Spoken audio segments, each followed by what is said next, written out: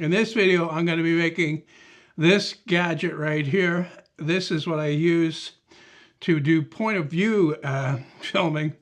I actually hold this in my mouth. I made this more or less as a test in the beginning, just to see how well it would work, and I changed it a couple of times. But the problem with it is that it's made out of wood. Anything that you put in your mouth really shouldn't be made out of wood, not unless you're going to throw it away immediately afterwards, because it gets wet and it gets grungy around there. You don't want to be putting that in your mouth again. Although I'll admit it, I've done it. So I've got other material here to make a new one with. I've got this cutting board, and that'll make the mouth part. It's a little bit thicker than the plywood, but I don't think it'll be a problem. I also got some high molecular weight plastic here, although a thicker cutting board would do the same thing. Any kind of plastic actually would do the same. In fact, I could make the rest of the unit like I did before out of wood. It's really only the part that goes in your mouth that has to be plastic.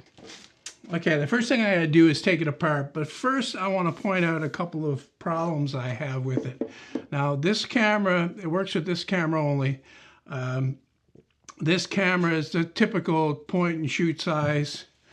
I'll give the measurements right now. It is 4 inches long, 2 1/4 inches tall, and it really doesn't matter about the depth. It's 1 inches deep on the body. It is a fairly heavy little camera though, so a smaller one, or say a GoPro or a smaller point and shoot like this would probably be better. Anyway, I made this first deeper, and it covered basically all the back screen, which is no good. You need to be able to see the screen, at least the part that shows that it's recording. There's no recording light on this anywhere else, so it needs to be visible. So I raised it up, but I also had to cut out part of this here so that I could actually see the bottom part of the screen where it shows that it's recording. So I think on the new one, I'm going to make the mouthpiece part right here shorter so that there's a gap between the back of the camera and the front of the mouthpiece here, so I can see inside, at least before I put it in my mouth, so I can see that it's recording. The thing about this is you want this as close to your face as possible so that you can aim it correctly. Otherwise, I could, put it out here and it wouldn't be a problem. But you need to be able to line it up, and it's surprisingly tricky to do that unless you're used to using it. So first thing I'll do is I'll make the mouthpiece, but I've got to unscrew this one to use as the template. So what I'm going to do is I'm going to line that up far enough ahead so that I've got clearance between that and the back of the camera, and still have enough space here to screw it on. Also, I need, space for my bottom lip to be in there too. Just gonna mark that, and then I'll cut it out on the scroll saw. Actually, I'm just gonna move that ahead and make the prongs that go in my mouth a little bit deeper. That way, if they are too long, I can cut them off afterwards.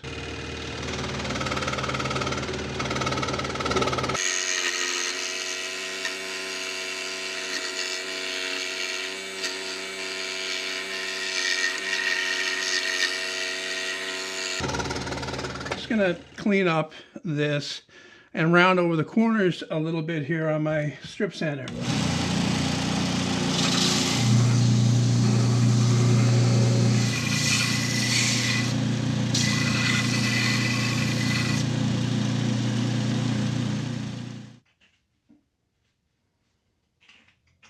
I've taken the hardware out of this piece right here to reuse in the new one. This is just a wing nut that I epoxied onto a short piece of threaded rod and a washer, and then I've got a lock nut here. These are the nylon insert one, and they'll go together. And what they do is they fit inside this hole. The stud goes up through the hole, and then the nut will be inside this counter bore here, so that when you tighten it down, when you tighten it up to the camera, the nut will actually be below it and the camera will pull down tight to this. A little bit hard to explain, but you can see it easily. The thing about my camera is that the mounting thing is off center. That's not a problem. The problem is that it's very close to the front. So I put this in the center here of this thing, and that put the screen right back against here and still had a lot of room in the front. So on this one where I'm making it new, I'm going to push that screw out as far as I can, and it looks like it'll be about ½ inch from the edge. So I'll mark that off.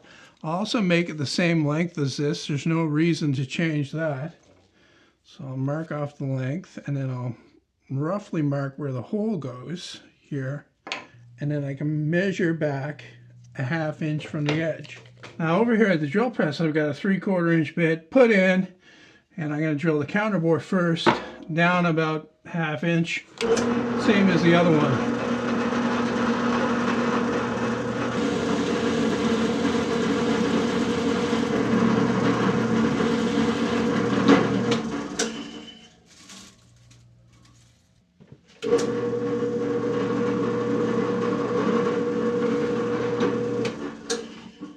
So I've got that done, but if I put my screw in, it doesn't come through far enough to grab the mounting in the camera, so I've got to make this a bit thinner. This piece is a piece of 3/8 inch plywood glued onto a piece of 1/4 inch plywood, which makes 5/8 inch plywood.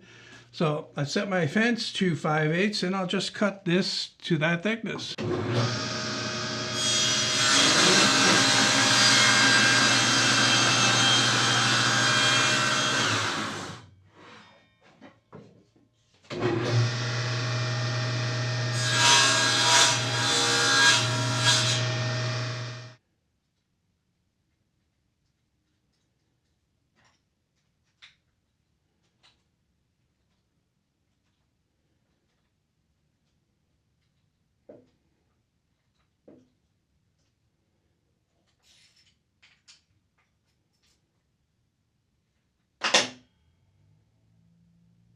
Okay, I've got that put on there temporarily, and the next step would be to cut the block that raises that up. But I'm going to try it without that, actually. I'm going to see if attaching it straight onto that block like that will work. So I'll just try it in my mouth. And it feels all right. I can see over top of it, which is good. My nose is touching the screen, but that's not a big deal. Yeah, I think that's better. I'll just attach that straight onto that.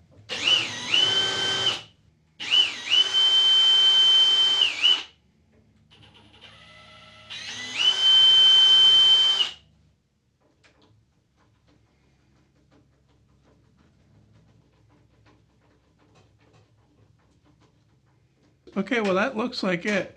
One thing I might do is take these screws out again and put some epoxy in there as well. These screws being very close to the edge like that, they may break, although this camera is not that heavy, so the chances are slim that they would.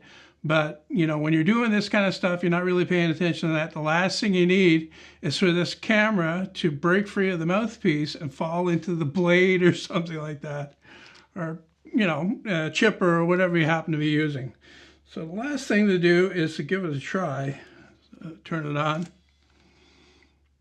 And everything looks good. Hit record, put it in my mouth, and away we go.